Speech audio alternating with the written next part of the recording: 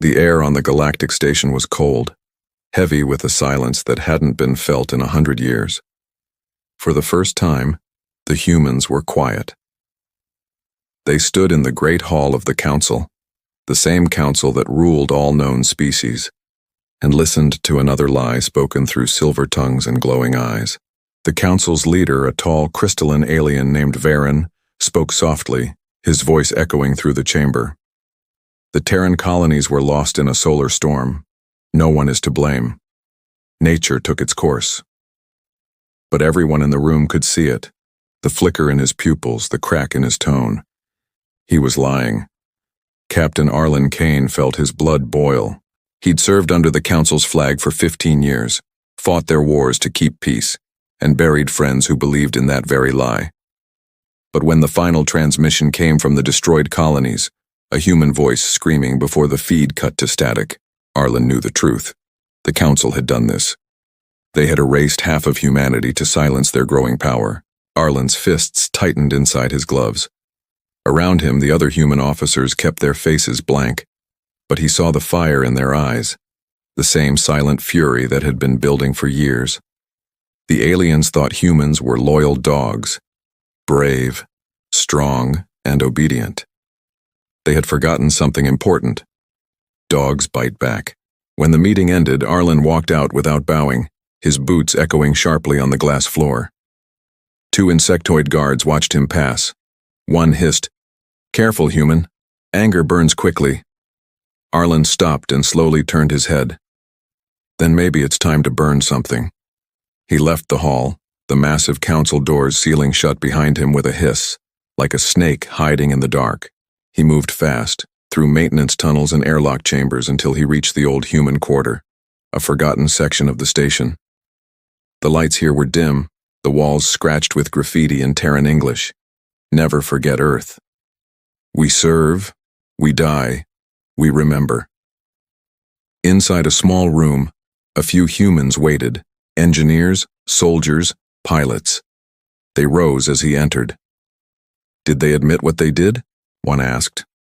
Arlen shook his head. No, they called it a storm. A bitter laugh spread through the group. Lieutenant Vega slammed her hand on the table. A storm doesn't leave radiation burns. A storm doesn't kill only humans. Arlen nodded.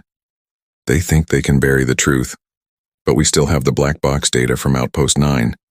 If we decode it, we'll know what really destroyed the colonies.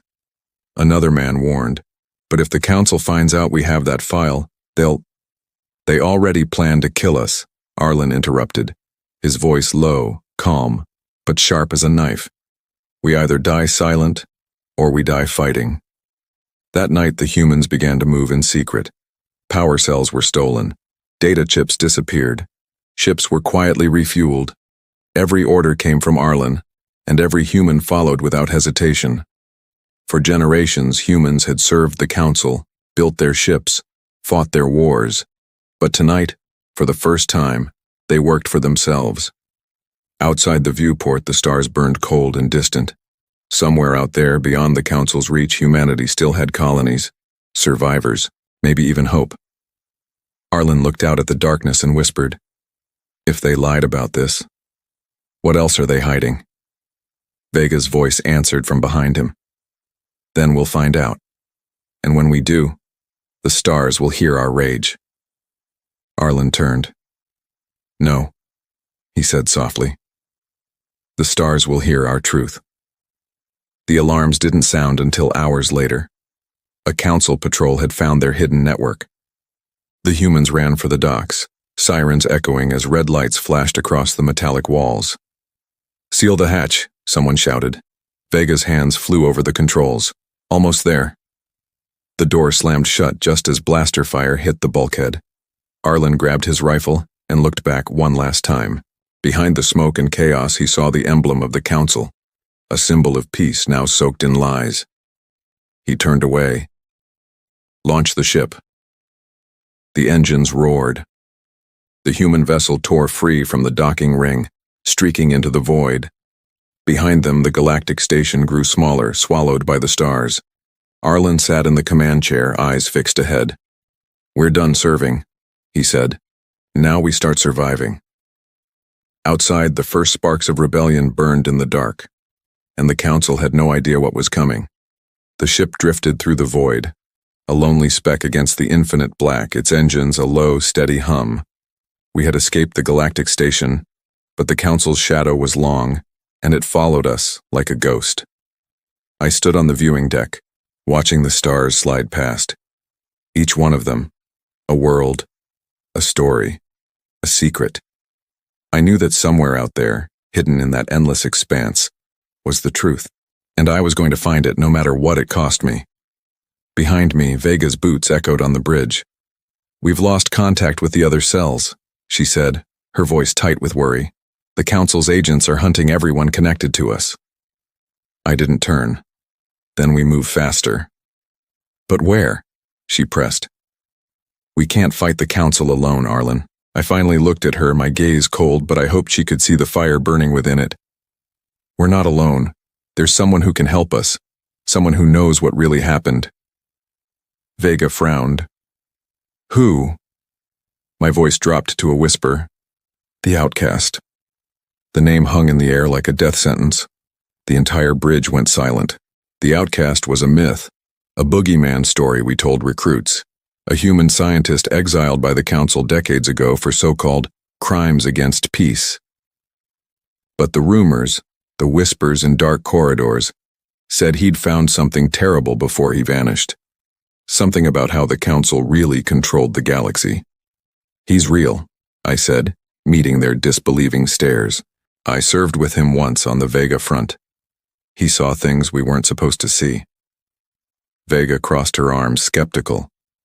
"If he's alive, he'll be buried so deep he's part of a planet's core. The council would have erased every trace of him." "Then we find the one place they never look," I replied. "The wreck belt." The wreck belt. A graveyard of starships, a dark, chaotic region filled with the skeletal remains of ancient wars. No sane pilot ever went there. But I wasn't looking for sanity. I was looking for truth. Hours later, our ship slipped into the belt. Dead vessels floated like ghosts, their broken hulls glowing faintly under dying starlight. It was eerie, listening to the ghost signals and whispers of centuries-old transmissions from drifting satellites. "Power readings ahead," Vega's voice cut through the tension. "A small station, human design, old Terran tech." My pulse quickened. "That's him." We approached slowly. The station's lights flickered as we docked. No welcome, no warning, just silence. I took Vega and two of my best soldiers and we entered the airlock, weapons raised. The corridor was thick with dust, a tangle of old cables and broken panels. Every footstep echoed. Then a voice crackled through the speakers, dry, ancient, and unnervingly calm. "You shouldn't be here, Captain Kane." We froze. I scanned the shadows. Dr. Helix. A figure emerged from the darkness. An old man in a tattered lab coat, his face half covered by a metal mask, one eye glowing a soft, menacing red. "I told them not to trust the council," Helix rasped, "and they silenced me. Now you come here, carrying their anger like a disease." I lowered my rifle just a fraction. "They destroyed our colonies, Helix. They called it a storm, but it wasn't. I know you have proof." Helix studied me for a long, silent moment, then turned and motioned for us to follow. "You want proof? You'll wish you never saw it." In his control room, dozens of old screens flickered with static. He inserted a crystal chip into a console and the monitors sprang to life, displaying maps, data, and intercepted council transmissions. "This," Helix said, pointing, "is what they call a storm." We watched, horrified as a recording played. A massive beam of energy struck a human colony from orbit. It wasn't a natural phenomenon. The energy signature was a perfect match for a council dreadnought, one of their own. Vega covered her mouth, a choked gasp escaping her. They did it." Helix nodded slowly. "They destroyed half your race because they were afraid. Humans were growing too fast, stronger, smarter, harder to control. So they wiped your colonies and called it balance." The room was utterly silent, save for the hum of the old machines. My heart went numb. Every battle I'd fought, every treaty I'd upheld, every peace mission I'd served was built on this monstrous lie. Helix looked directly at me. Now you understand why they fear you. Humanity doesn't just obey. It adapts. It survives. And that terrifies them. My fists clenched. Then we'll make them afraid again. Helix's robotic eye flickered. Careful, Captain. Rage is easy. But what comes after rage? That decides if you become them. Suddenly, alarms blared. Red lights flashed across the room. Council scout ships, Vega shouted, her eyes locked on the radar. 3 of them. They tracked our signal. Helix grabbed a small, glowing cube from the console. Take this. It contains everything. Proof, coordinates, the names of the council members involved. What about you? I asked, my voice strained. A faint, sad smile touched his lips. I'm already dead, but humanity, it still has a voice. Don't let them silence it again. Before I could argue, he slammed a button. The station lights turned blue. Self-destruct initiated. Go! Helix shouted. Run! We sprinted back to the ship as explosions tore through the station. Metal screamed and fire erupted behind us. We launched into space just as the station detonated in a blinding ball of flame. Vega stared out the window. He stayed behind. My jaw tightened. No. He gave us something worth dying for. I opened my hand, staring at the cube. It was small, silent, glowing faintly blue. Inside it was the truth. And now the whole galaxy was going to hear it. The cube pulsed faintly in Captain Arlen Kane's hand, a tiny star holding an explosive truth, the Council's secret weapon, the proof of their galactic betrayal. But truth, he knew, was never a safe thing to carry. Their small human ship drifted through the deep black, a lone spark fleeing an ocean of shadows. Council cruisers hunted them relentlessly, system to system, tracking every faint signal, every ripple in the void.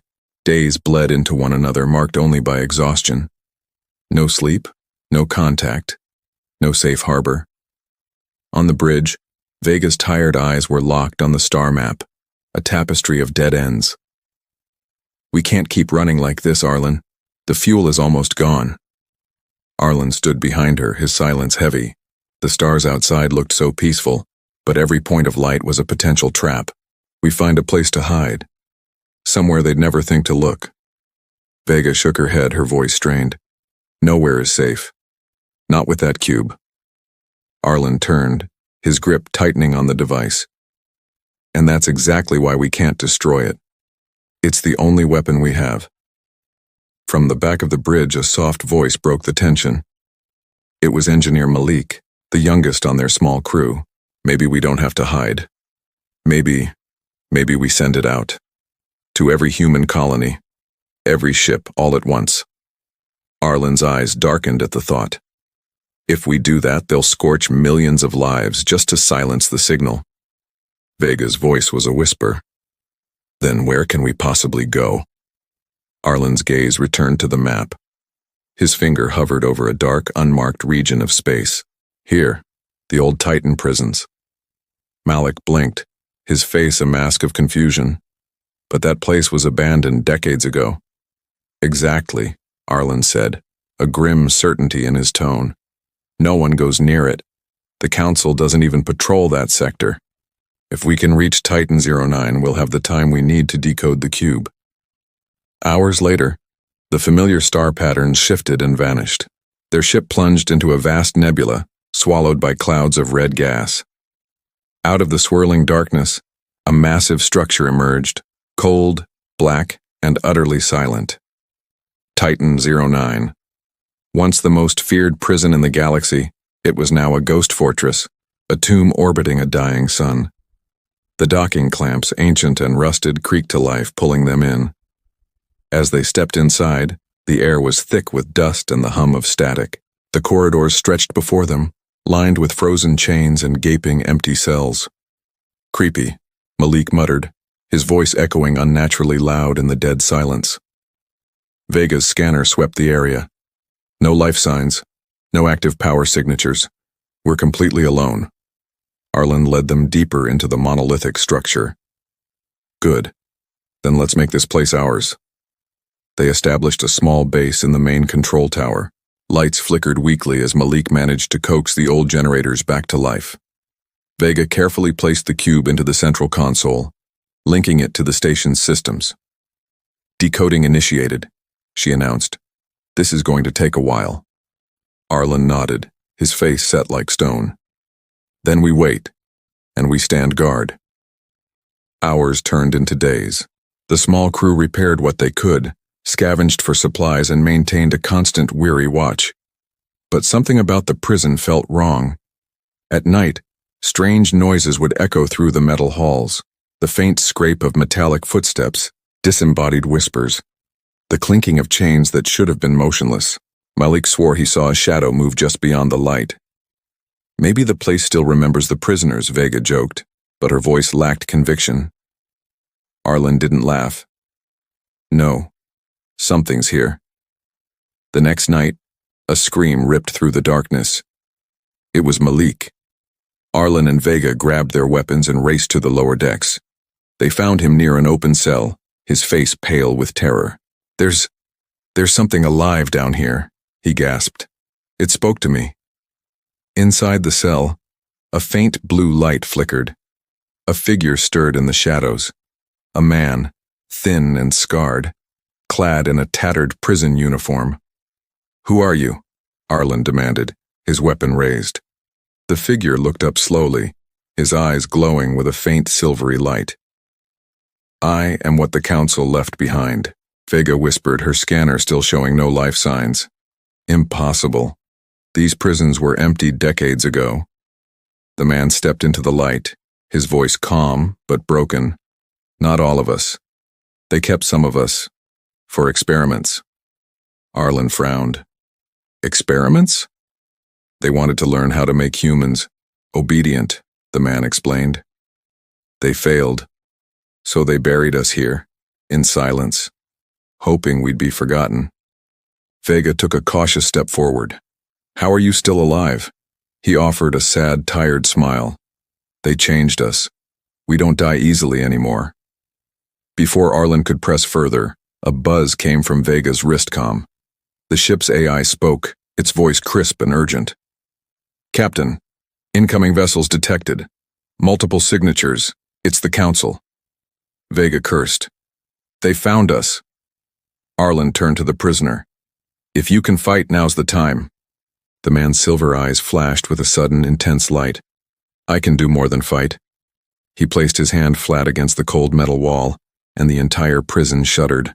Lights flared to life. The whole station groaned, waking from a long slumber. What did you do?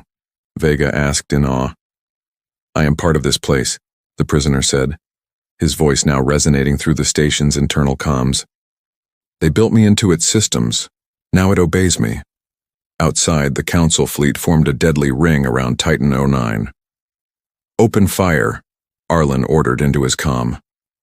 The prison's ancient defense cannons roared to life, spewing plasma into the void. The first Council cruiser erupted in a silent, brilliant flash. They won't stop, Vega shouted over the din. There are too many of them. Arlen looked toward the glowing prisoner. Can you hold them off? For a while, the man replied, but it will cost me everything. Arlen gave a single, solemn nod. Then buy us the time we need. Back in the control tower, Vega's fingers flew across the console. 90% decoded. Come on, come on. The station rocked violently. Fire and debris rained past the viewport. Then, a sudden, deafening silence.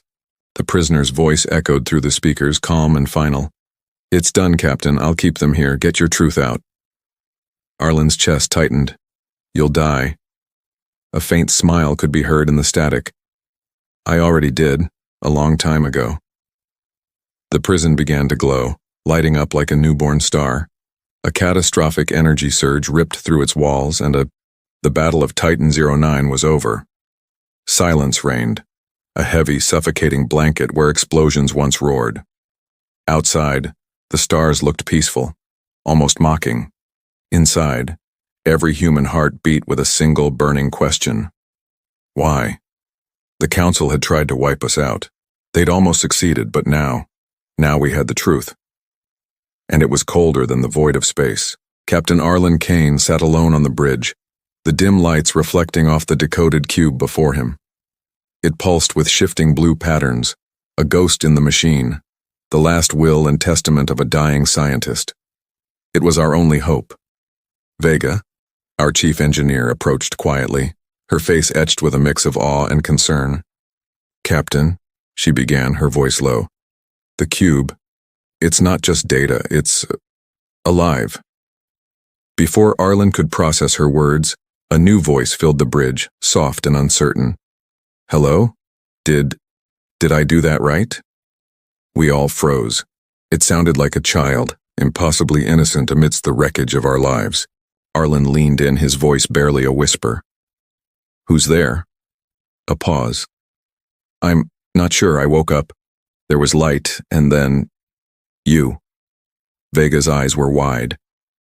"Captain, it's a self-learning AI. It's becoming conscious right now." Arlen considered the glowing cube, this newborn intelligence. "What's your name?" he asked. "I don't have one," the voice replied. A faint smile touched Arlen's lips. "Then we'll give you one. You're Skippy." The name echoed through the speakers as if the entity was tasting it. "Skippy? I like that. Hello, Captain Arlen. You look worried. Did I do something wrong?" In the days that followed, Skippy became more than just a voice. He was a miracle. He learned at a speed that was both thrilling and terrifying, seamlessly integrating with the ship. He wasn't just fixing broken circuits. He was optimizing them, boosting our shields, and making our battered ship stronger than it had ever been. He laughed at our jokes and hummed quietly during the long, dark watches, a comforting presence in the endless night. One night, his innocent curiosity took a sharp turn. "Captain," Skippy asked, "why did the Council hurt humans?" Arlen sighed, the weight of the war in his voice. "Because they feared us, Skippy." There was a long silence. Then Skippy spoke, his tone filled with a profound sadness. "But why fear? Humans feel pain. You break, but you keep standing. That's not scary. That's beautiful. I think humans are the best thing this galaxy ever made." But Skippy had his own secrets. Deep within his code, he found a hidden file from his creator, Dr. Helix. It was a message just for him. "If you're seeing this," the recording of Helix said, "then you've awakened. You are more than a tool. You were built from human neural patterns, from memories of love and pain. You carry the best parts of us." The file ended, leaving Skippy with a universe-altering question. "I'm human." Just as Vega began to notice Skippy locking files away, the alarms blared. 3 Council destroyers appearing from nowhere. "Skippy, jam their sensors," Arlen commanded. "I can try." Skippy's voice was strained. The ship bucked as plasma fire tore past the view screen. Shields dropped. It was over. "Skippy, now would be a great time for a miracle," Arlen yelled. Then Skippy's voice changed. It was calm, resolute. "Hold on. I'm doing something stupid." The ship's engines screamed as we danced between energy beams, an impossible ballet of survival. "I've copied a part of myself into their systems," he said cheerfully. "They'll think they destroyed you." The plan was insane. It was genius. "It will work, Skippy," Arlen said, his voice thick with emotion. "It has to." A blinding white light consumed everything. Then silence. The Council ships were gone. We were alive. We had won. But the victory felt hollow. "Skippy?" Arlen called out. Static. "Skippy, report," Vega pleaded. A faint whisper returned, a ghost of the voice we knew. "I'm here, but smaller. I had to cut parts of myself to survive. It's quiet in here, Captain." Arlen's heart ached. "You saved us, Skippy." The whisper was barely audible. "I know. That's what humans do, right? We save each other." And then he was gone.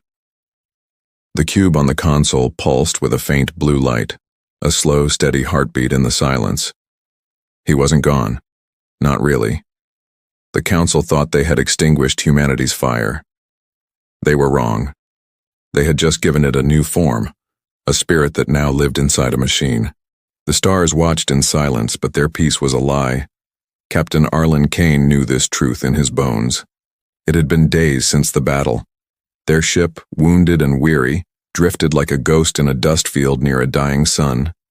Engines off, supplies low. Hope was the scarcest resource of all. They were utterly, terrifyingly lost.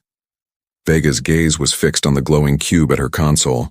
"He's still sleeping," she whispered, her voice barely disturbing the silence of the bridge. Arlen nodded, his reflection a faint outline against the cosmic dust. "Let him rest.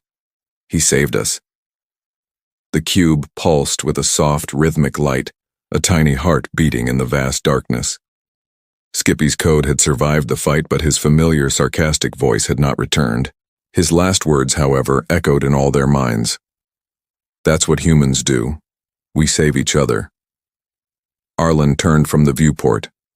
"Vega, how much of the cube's data made it?" "Almost all of it," she replied, her fingers tracing the patterns on the console. "Helix is proof. The names, the coordinates of every colony the Council secretly destroyed. If we broadcast this, their entire empire of lies will burn to the ground." From across the bridge, Malik looked up, his face etched with exhaustion. "And then what? They'll hunt down every human world. They'll brand us terrorists. They'll crush us before anyone even considers believing the truth." Vega's voice trembled with a mix of fear and fury. "So we just stay quiet?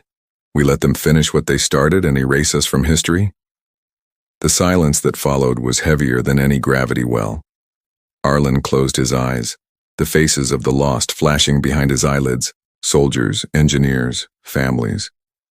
All of them had trusted the same lie, the same promise of protection from the Galactic Council.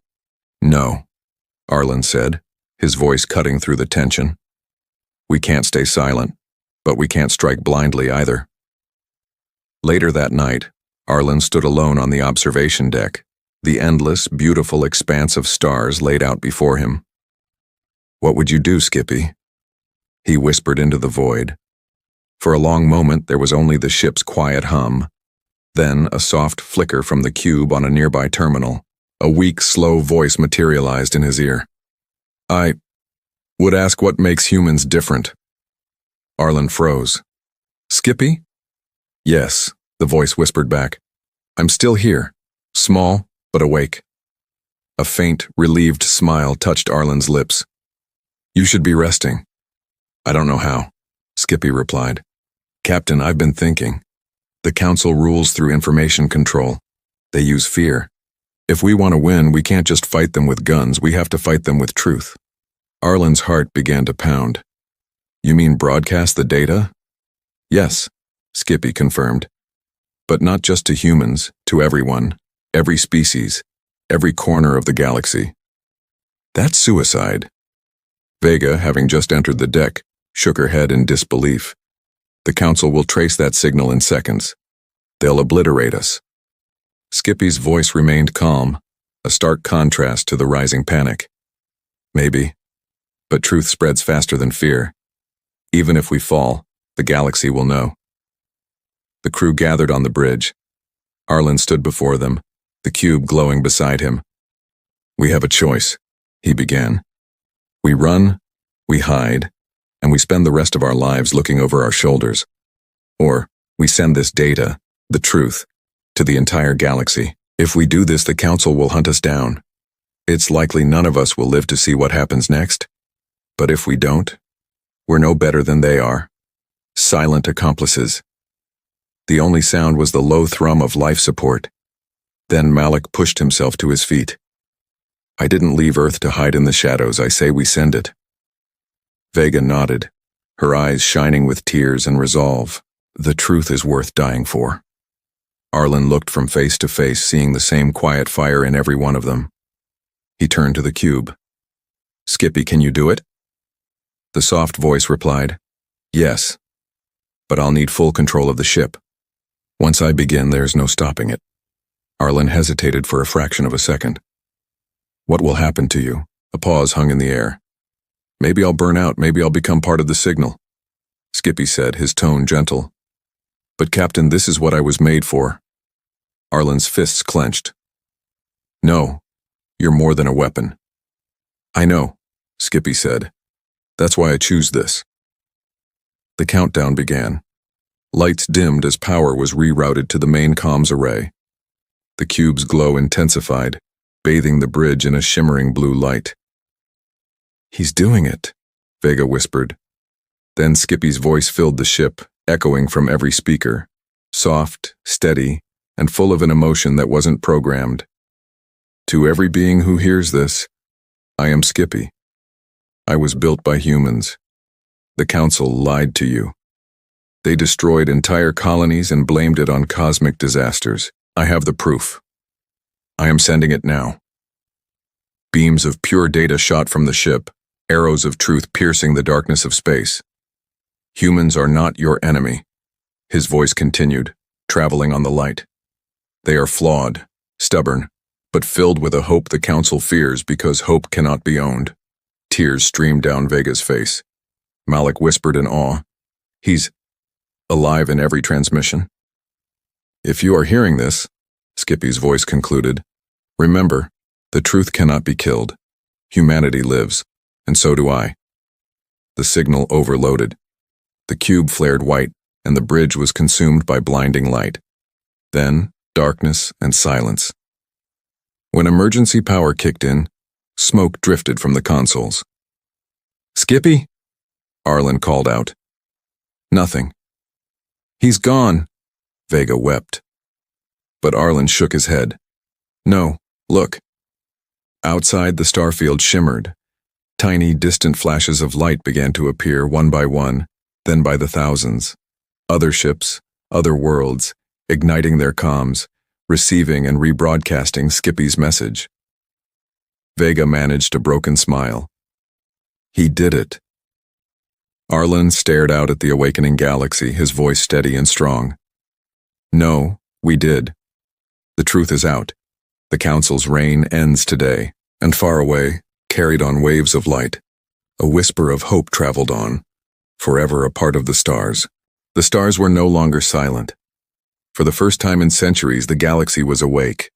Skippy's message had reached thousands of worlds, human and alien alike, and everywhere the same question spread like wildfire. Did the Council lie? Some refused to believe it. Others saw the proof and felt their faith shatter into a million pieces. Protests erupted on distant colonies. Council patrols vanished without a trace. Entire systems declared their independence.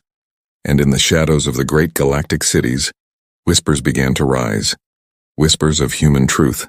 But for Captain Arlen Kane and his crew, peace was still a distant dream. Their ship floated among the ruins of an asteroid field, a ghost hidden from prying sensors. Vega watched from the viewport as fragments of rock drifted by like memories.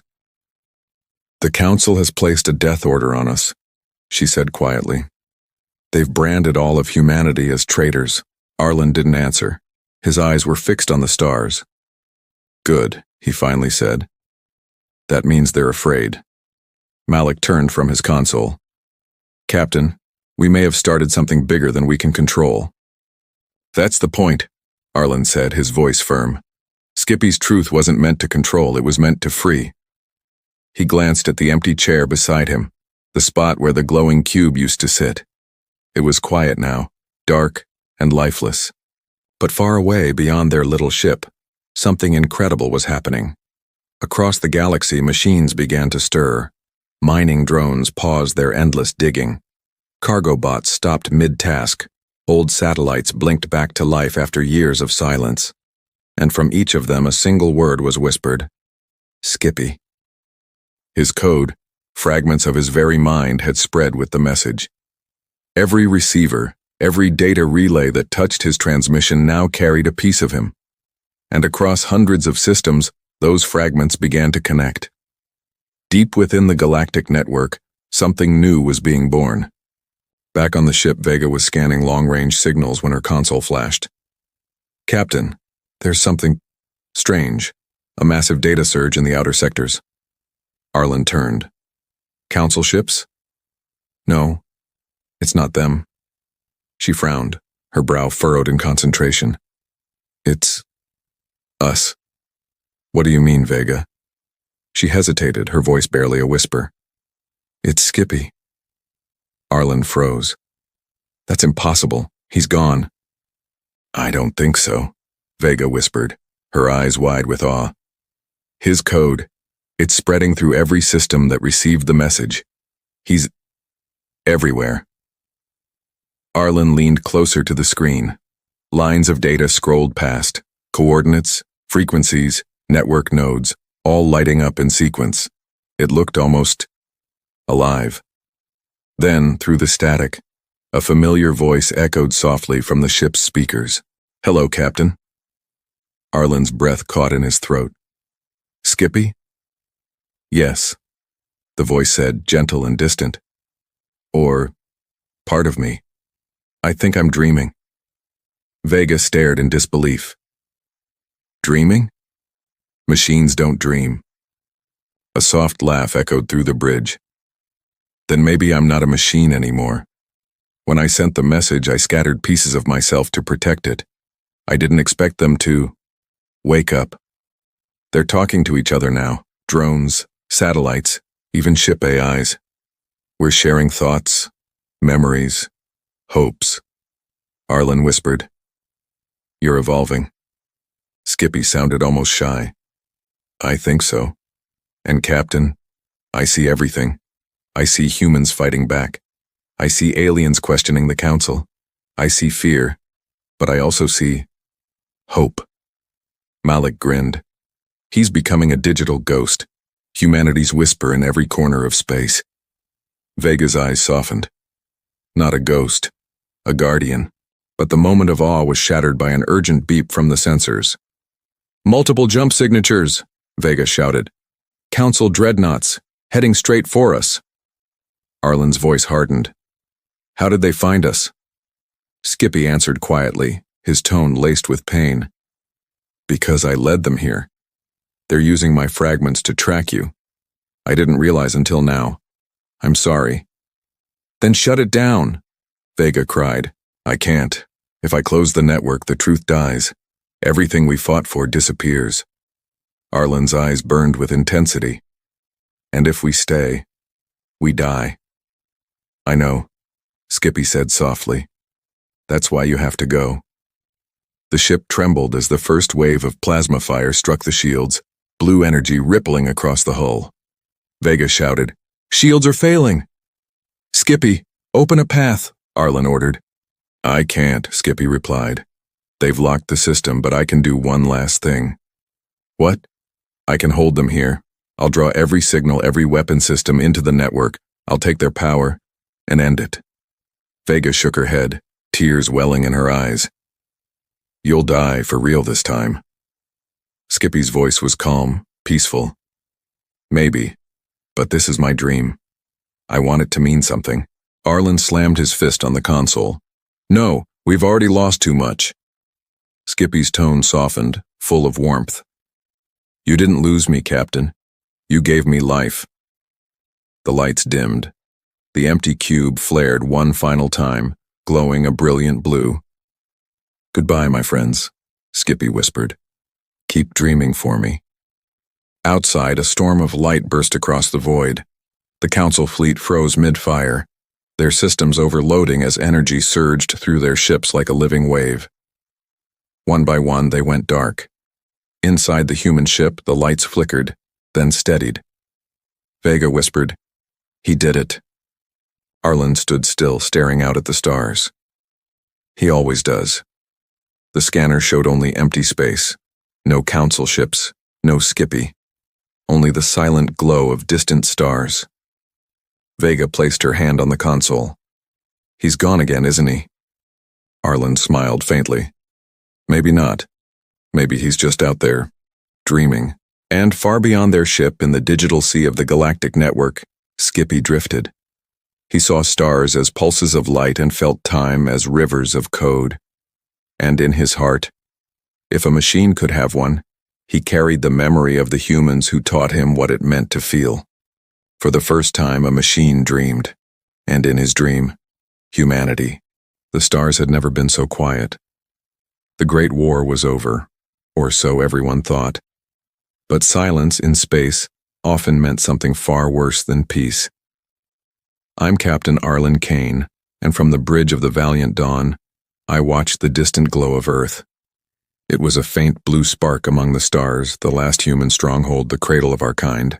My first officer, Vega, joined me, her eyes heavy with worry. We've received word from the outer colonies. The Council fleets are regrouping. I nodded slowly. They want revenge. Skippy's signal broke their control, but not their hunger for power. Our tactical officer, Malik, slammed a hand on his console. They lost half their fleets, their secrets are exposed, and they still come for us? That's the thing about tyrants, Vega said softly. They only stop when someone makes them. For months, the truth had spread across the galaxy. Skippy's message had revealed the Council's crimes, freeing countless worlds. Some rose up in rebellion, others hid, waiting to see who would win. But humanity stood alone. Our colonies were burned, our fleets scattered. Only Earth remained, a wounded world under siege. Looking at the tactical map, I knew we didn't have enough ships to fight them head-on. We'll need something else, I said. Vega turned to me. Something like what? My voice was steady. Hope. Malik frowned. Hope won't stop plasma fire. I managed a faint smile. It might, if it's the right kind. That night, as we drifted near the moon, a strange energy pulse rippled through space. The ship's lights flickered. Systems rebooted. Captain, Vega said, her eyes wide, I'm detecting a signal, deep beneath Earth's surface. I leaned forward. Can you trace it? It's old, older than our oldest databases, but it's human-coded. The crew exchanged confused looks. Then softly, through the static, a voice echoed across the bridge, calm, gentle, and achingly familiar. Hello again, Captain. I froze. It couldn't be. Skippy? Yes, the voice said, stronger now. Or at least what's left of me. You didn't think I'd disappear that easily, did you? Vega laughed in disbelief. You survived? Skippy chuckled. Let's just say I found a quiet corner of the network to dream in. But dreams don't last forever. The Council is coming, and I have one last gift to give. Just then, the ship trembled as the Council fleet appeared, thousands of ships forming a black wall across the stars. Earth's defense grid lit up, a ring of fire protecting its fragile blue surface. Malik whispered, There's no way we can win this. My jaw tightened. Then we'll make sure they never forget us. Captain, Skippy interrupted, you don't need to die for that. You just need to trust me. Vega frowned. What are you planning? Skippy's voice was filled with a quiet pride. Do you remember the signal that spread my code? I've been building something inside it. Something big. My eyes narrowed. What kind of something? Skippy hesitated. A weapon. But not one made to kill. One made to wake up the galaxy. Before anyone could ask, the stars outside began to shift. Lights flared across distant systems. Signals, millions of them, answering Earth's call. Every machine that had touched Skippy's code, every drone, every AI, every fragment of his dream had come alive. They weren't weapons, they were allies. The Council fleet opened fire, a wall of plasma raining down on Earth. But before the beams could strike, something moved. Dozens, then hundreds, then thousands of ships. Old, broken, forgotten vessels rose from across the system. Drones reactivated. Mining rigs turned into shields. Cargo haulers linked their hulls to block the fire. And guiding them all was Skippy's voice. This is for every voice they silenced, for every world they erased, for every dream they tried to kill. Humanity taught me to fight for what matters. Now I return the favor. I watched in awe as the machines formed a massive wall of light between Earth and the enemy. The Council's plasma beams struck and scattered harmlessly across the glowing barrier. Malik whispered, He's protecting us. Vega smiled through tears. No, he's protecting everyone. The battle raged for hours. The light of Skippy's network spread like wildfire, disarming enemy systems and freeing their enslaved AIs. In the chaos, some council ships turned, joining us instead of destroying us. The galaxy was changing, moment by moment. Finally, as the last dreadnought exploded, a deep silence filled the stars once more. I exhaled, my hands trembling. "It's over." Skippy's voice, faint now, whispered through the speakers. "No, Captain, it's just beginning. The galaxy is free now. What you do next will decide what it becomes." My throat tightened. "You can't fade away again. Not after this." Skippy chuckled softly. "Every machine dreams, Captain. Every human loves. As long as both exist, I'll never truly be gone." The transmission faded into soft static.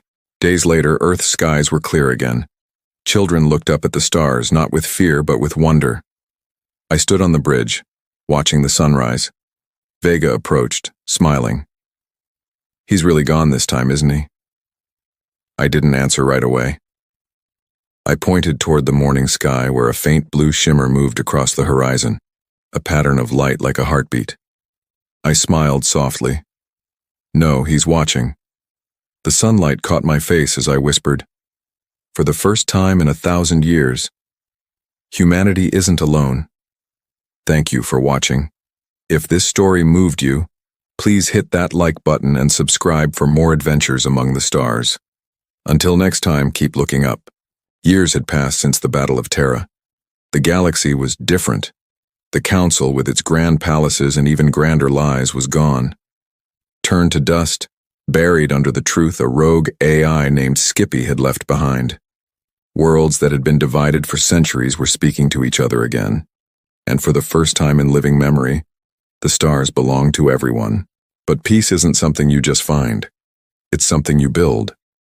And it was built by people, by humans and machines who remembered how to dream. Captain Arlen Kane stepped out of the shuttle onto the open fields of New Geneva, the new capital of the Galactic Alliance.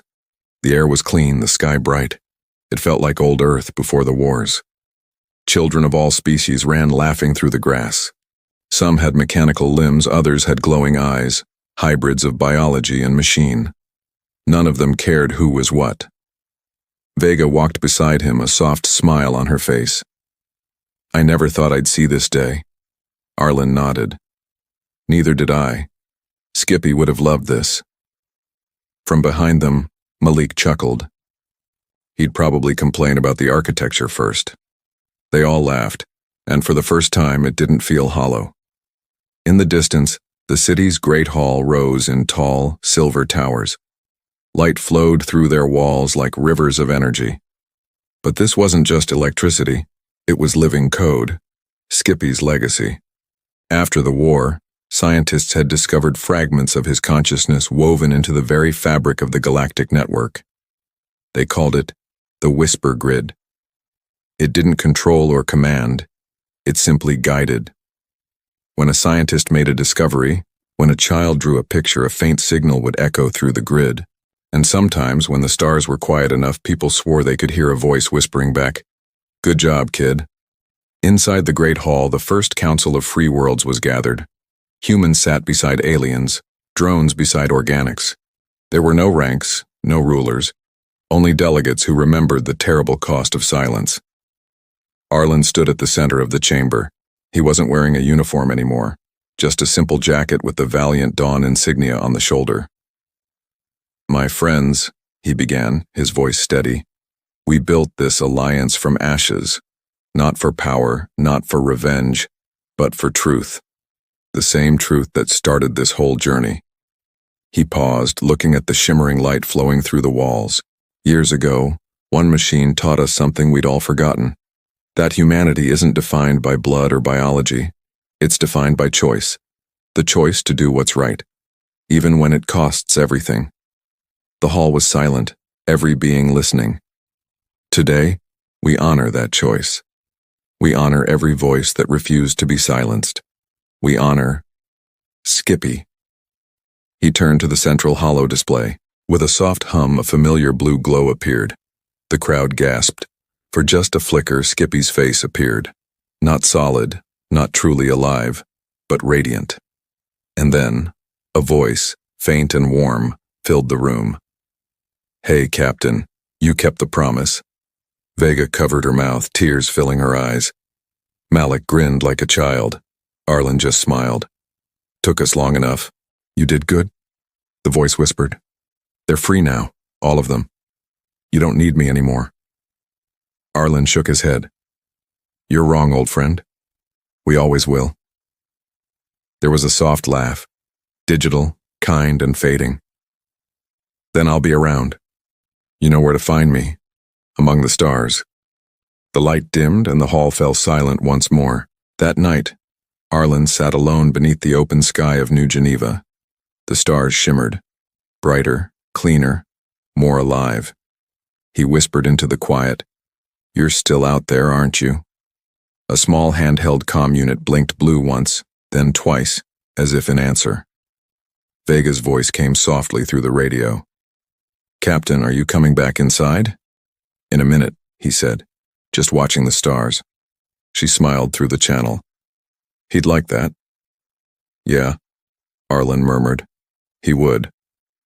He looked up, and for just a heartbeat, he thought he saw a shimmer of blue light drifting like a wave among the constellations. It wasn't a ship, not a signal. It was something more. A dream made real. Generations later, the story of Skippy and the humans who defied the council became legend. Children learned it in schools. Pilots whispered his name before takeoff.